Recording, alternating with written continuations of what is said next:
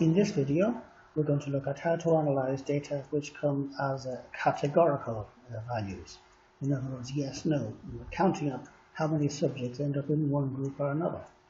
So this might arise in a situation where we're giving two groups of patients different treatments. We give treatment A to one group and treatment B to a different group, and some of them recover and some of them don't. And we want to analyze whether there's a difference between the two treatments. So here we have an example of data like this, where we've done the experiment. We've assigned a number of patients to the two different groups, and we see whether they recover or not. So how do we analyze all this data? Well, as you know, these are categorical data. We're counting the numbers, and so we're going to use some variation of a chi-squared test. But of course, you also know that it's not enough simply to do a hypothesis test. We also need to work out confidence intervals around any parameters that we calculate. So we'll show you how to do that. In the first part, we'll simply do the chi-square test, and in part 2, we will look at how we calculate confidence intervals. So first of all, the chi-square test. How do we do that? Well, we have our data set here. We simply select the two columns that contain the data, and then we insert a pivot table. Pivot table is a way of summarizing data.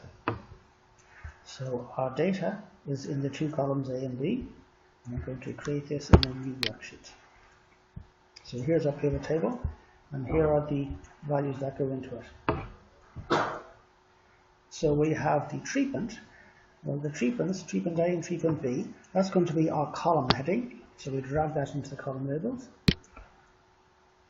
And here we have group A and group B. Those are the two treatments that we use. Then we have whether the patient recovered or not, so we drag that into the row labels. Okay, so now we have either no or yes, it's alphabetical order. And we need to fill up the cells in here with how many fall into each of those groups. So to do that, we simply drag either one of these two, it doesn't matter which, drag that into the values part here. Okay, so it just counts up how many of the data points end up in any of these cells. So here we had 100 patients in group A and group B, and we had a total of 165 did not recover and 35 did recover.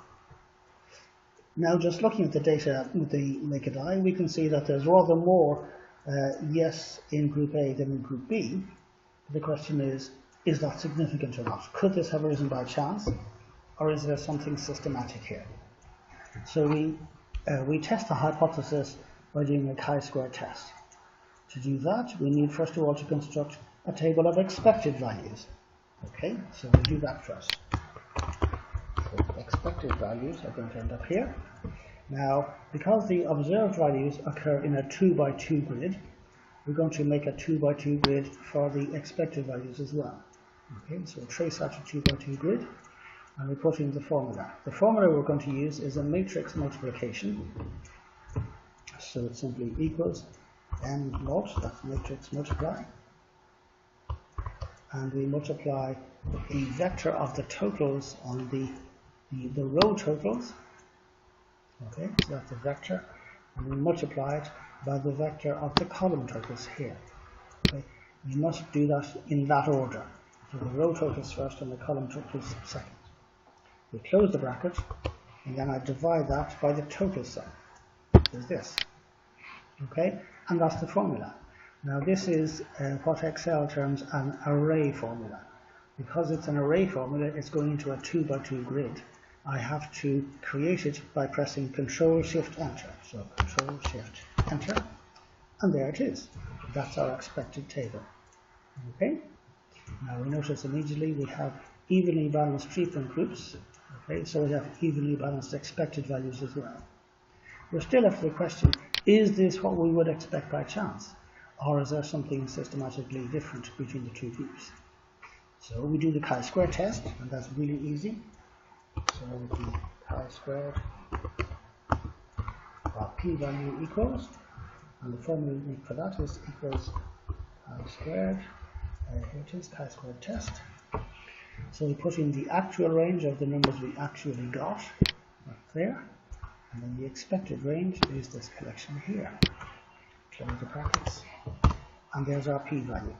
So the p-value for our chi-square test is 0.0004. That's very small indeed.